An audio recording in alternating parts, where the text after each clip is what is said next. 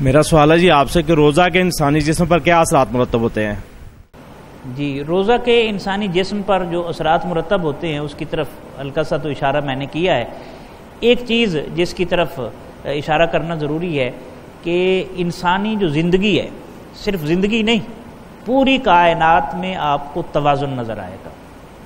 سورج، چاند، ستارے، آسمان، زمین، سبزہ، پانی، ہر چیز میں آپ کو توازن نظر آئے گا، اور یہی حسن ہے۔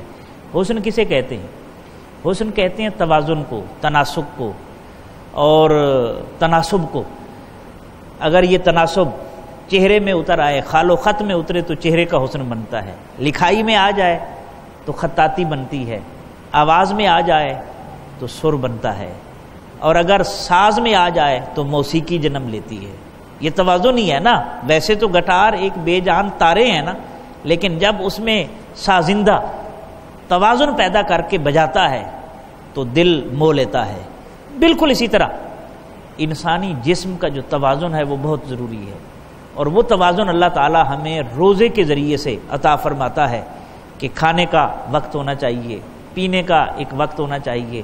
اسی طریقے سے جب کھانا کھانا ہے اس وقت کھانا کھانا چاہیے، جب نہیں کھانا، خوبصورت سے خوبصورت چیز آ جائے، حسین سے حسین چیز آ جائے، پھر اس کی طرف نہ نگاہ اٹھنی چاہیے نہ ہاتھ اٹھنا چاہیے۔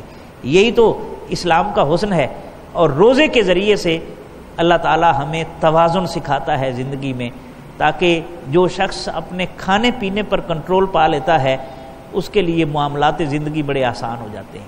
مثلا ایک واقعہ ملتا ہے ڈاکٹر برہان احمد فاروقی رحمۃ اللہ علیہ کے بارے میں۔ کہتے ہیں کہ انہوں نے پنجاب یونیورسٹی سے پیپر آئے، پیپر چیک کیے۔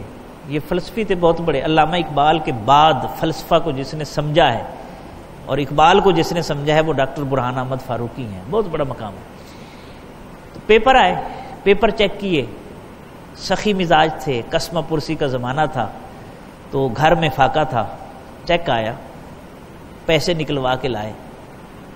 جیسے ہی پیسے نکلوا کے لائے، تھوڑی دیر بعد دستک ہوئی دروازے پر۔ باہر گئے تو ایک سائل آیا تھا اور اس نے سوال پیش کیا کہ میرے گھر فاقہ ہے، میں پریشان ہوں، میری ہیلپ کرے۔ انہوں نے وہ سارے پیسے اٹھا کر اس کے حوالے کر دیے اور خود گھر آ گئے۔ زوجہ ماجدہ کہنے لگی عجیب بات ہے، اتنے عرصے سے انتظار کر رہے تھے، اللہ نے سنی ہے اور آپ نے وہ اس کو دے دی ہے۔ انہوں نے پتہ ہے کتنی خوبصورت بات کہی، انہوں نے کہا دیکھیں ہم تو پہلے بھی فاقہ برداشت کر رہے ہیں، ہمارا تو تجربہ ہو گیا ہے فاقہ برداشت کرتے، اس پر تو پہلی دفعہ آیا تھا، پتہ نہیں وہ برداشت کر پاتا کہ نہ کر پاتا۔ جس انسان کے مزاج میں توازن پیدا ہو جائے پھر اس کو کوئی چیز ہلا نہیں سکتی۔ حضرت سری سکتی رحمۃ اللہ علیہ فرماتے ہیں کہ انسانی جو دل ہے نا، اس کی 3 قسمیں ہیں۔ کچھ دل پہاڑ کی طرح ہوتے ہیں جنہیں اپنی جگہ سے ہلایا نہیں جا سکتا، اتنے مضبوط ہوتے ہیں۔ کچھ دل درختوں کی طرح ہوتے ہیں، ویسے تو وہ نہیں ہلتے، لیکن شدید آندھی آ جائے تو دائیں بائیں ان کا جھکاؤ نظر آ جاتا ہے۔ تو کچھ دل ایسے ہوتے ہیں، ویسے تو ٹھیک رہتے ہیں لیکن سخت مشکلات آ جائیں تو پھر وہ ہل جاتے ہیں۔ کچھ دل وہ ہوتے ہیں جو پرکاہ کی مانند ہوتے ہیں، گھاس کے تنکے کی طرح ہوتے ہیں، کبھی ہوائیں ادھر اڑا کے لے جا رہی ہیں، کبھی ادھر اڑا کے لے جا رہی ہیں۔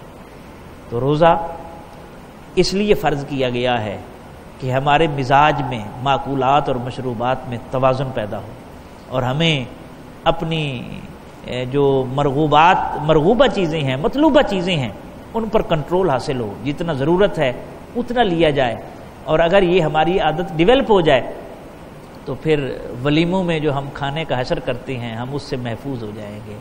جو ضائع کرتے ہیں مختلف پارٹیز میں کھانے اور پینے کی چیزیں، اس سے ہم محفوظ ہو جائیں گے، بچ جائیں گے، اور وہ کسی ضرورت مند کے منہ میں چلا جائے گا۔ اس سے بڑی سعادت کیا ہو سکتی ہے؟